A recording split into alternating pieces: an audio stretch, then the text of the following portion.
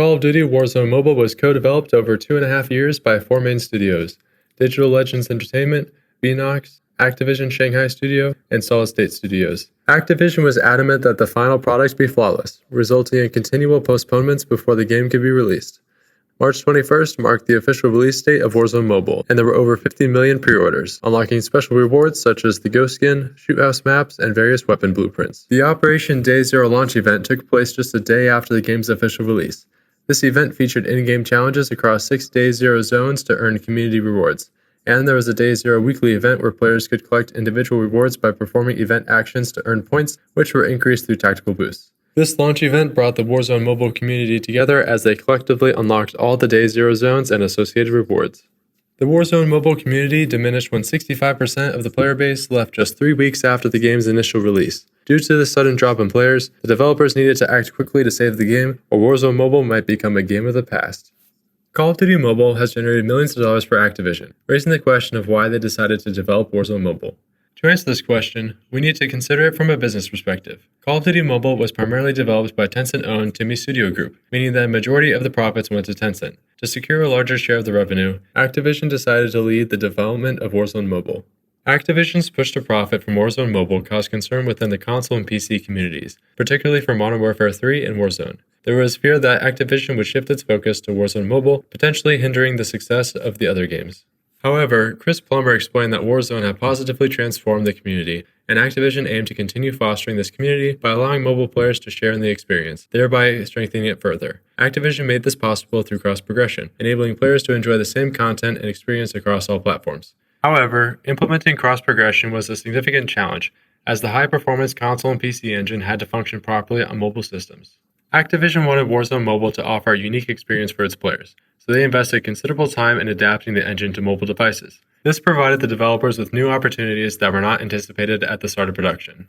Rather than being classified as a Warzone port, Warzone Mobile was characterized as the best mobile experience possible using Call of Duty technology, achieved by not including crossplay in the game. Crossplay would have required balanced platforms and identical game mechanics, which would have resulted in a ported version of Warzone. This version would not align with the publisher's intentions, so they concluded that reinventing the wheel was the best course of action. The reintroduction of Verdansk to Warzone Mobile was seen as the perfect way to present Warzone to an entirely new audience. Call of Duty technology was leveraged to enhance the player experience by supporting design decisions made by the development team. The main design choice that developers wanted to implement into the game was higher player counts, as this would positively impact the overall gameplay and pacing. Even with an adapted PC engine and Call of Duty technology, Warzone Mobile has been experiencing several game-breaking issues, such as poor graphics, bugs, poor optimization, connectivity issues, and low frame rates.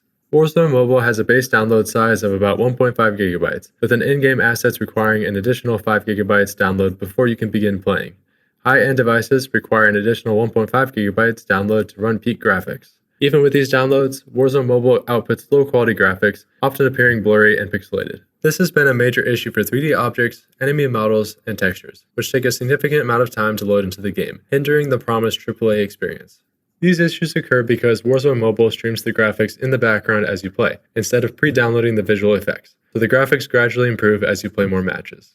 In addition to these graphical issues, Warzone Mobile has been plagued by numerous visual bugs and glitches. Players' bodies sometimes fail to load correctly, showing only their heads. Weapon textures also fail to load properly, appearing as black or gray. Beyond these bugs and glitches, the community has reported trouble interacting with objects, unresponsive controls, and animations not working properly for executions.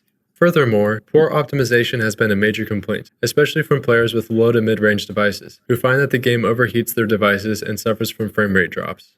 Finally, connectivity issues and high ping have been additional drawbacks, with players experiencing ping values around 100 milliseconds, when optimal ping should be below 50 milliseconds. High ping has led to players being kicked out of matches or disconnected while in the lobby.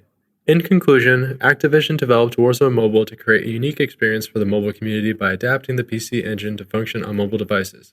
This adaptation paved the way for cross-progression across all platforms, connecting the Warzone community. Verdansk was reintroduced to Warzone Mobile to appeal to its new audience. Call of Duty technology allowed the development team to make design decisions that enhanced the Warzone Mobile experience, particularly by increasing player counts for better gameplay and pacing. However, the adapted PC engine has led to game-breaking issues that may have contributed to the depletion of the player base, such as poor graphics, bugs, poor optimization, connectivity issues, and low frame rates. This raises the question of what mitigation strategies the publisher will implement to counteract the decreasing audience, and whether their efforts will be enough to save the game before it's too late.